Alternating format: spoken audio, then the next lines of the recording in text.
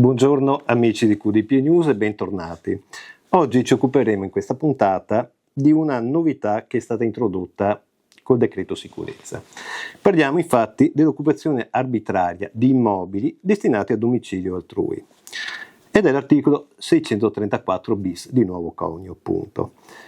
Vediamo che fattispecie delinea e che requisiti richiede, anche se poi diremo che in realtà non è una novità assoluta, perché già c'erano altri articoli che tutelavano la proprietà immobiliare. Allora, l'articolo ha un incipit del seguente tenore: chiunque mediante violenza o minaccia, quindi ricordiamoci che nel primo aspetto è richiesta la violenza e minaccia, occupa o detiene senza titolo, quindi arbitrariamente, un immobile destinato a domicilio altrui o sue pertinenze, ovvero, sempre però mediante violenza e minaccia, impedisce il rientro nel domicilio del medesimo immobile del proprietario o di colui che lo detiene. Non è necessario essere esclusivamente proprietari, l'importante è viverci dentro. Quindi chi lo detiene legittimamente viene punito con una reclusione molto elevata, da 2 a 7 anni.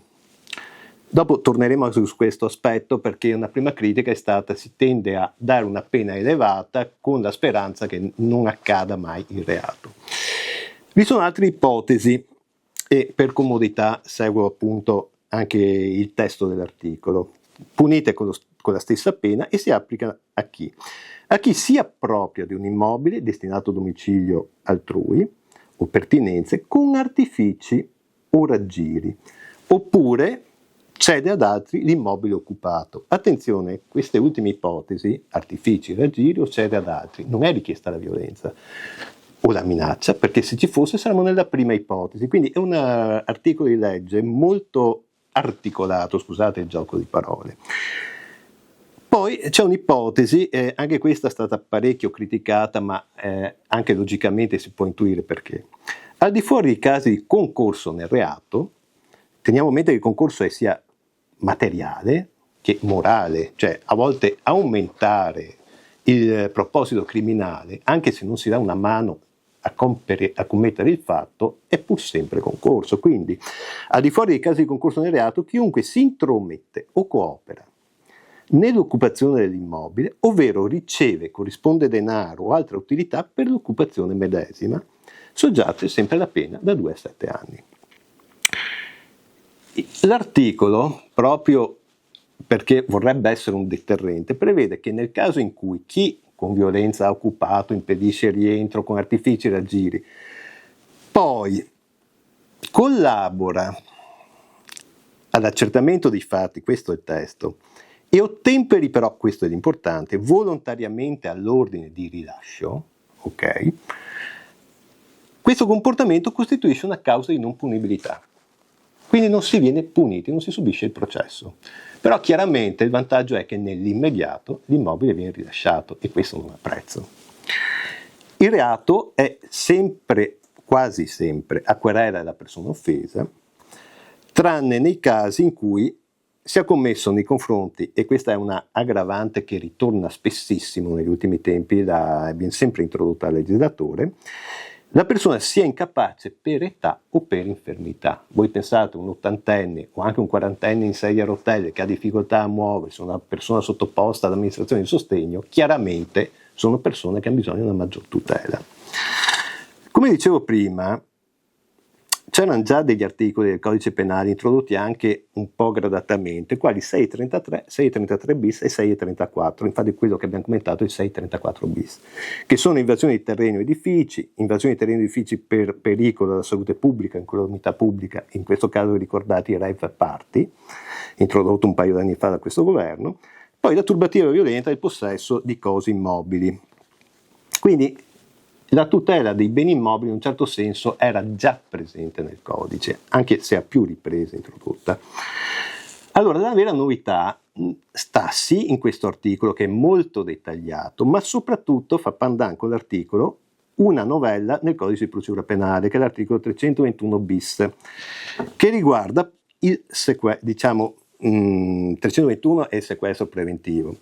E in questo caso è una procedura che va in un certo senso, poi lo dirò alla fine, ma perché alcuni commentatori hanno avuto una bella polemica su questo punto, che va appunto ad affiancarsi al sequestro preventivo e che disciplina proprio questo aspetto nel dettaglio. Anche perché ricordiamoci che in questo caso la procedura per lo sloggio va a incidere sui diritti della persona, anche l'occupante è una persona, anche lui ha dei diritti e devono essere rispettate delle cautele. Allora, qua mi premeva parlare di questo argomento perché già nella vulgata si era iniziato a fare una generalizzazione che purtroppo è sbagliata perché ingenera false aspettative. Allora, dobbiamo distinguere due casi. Quando parliamo di domicilio della persona dovremmo considerare l'abitazione in cui vive, in questo caso. Però dobbiamo distinguere tra chi ha un'unica abitazione, un unico domicilio, e chi ha un domicilio in una prima e in una seconda casa. Non è che uno sia tutelato e un altro no, ma hanno due tutele diverse. Allora, per chi ha, c'è una tutela che va bene per entrambe, ed è quella dove il pubblico ministero richiede al giudice il provvedimento appunto per la restituzione dell'immobile e per lo sloggio di chi la occupa, diciamo così, quindi una reintegra. Questa vale per chi ha un unico o più domicili, diciamo così. Viceversa, quando uno ha un unico domicilio, quindi un'unica abitazione in cui vive, perché magari si è allontanato, è andato in vacanza e si è ritrovata occupata, ha una, come dire, una scorciatoia, che è però sempre prevista dai commi successivi al 321 bis.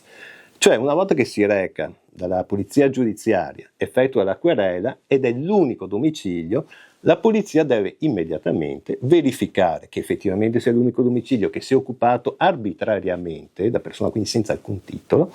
A questo punto procede con un'autorizzazione anche verbale, purché confermata poi per iscritto o in via telematica dal pubblico ministero, procede a che cosa?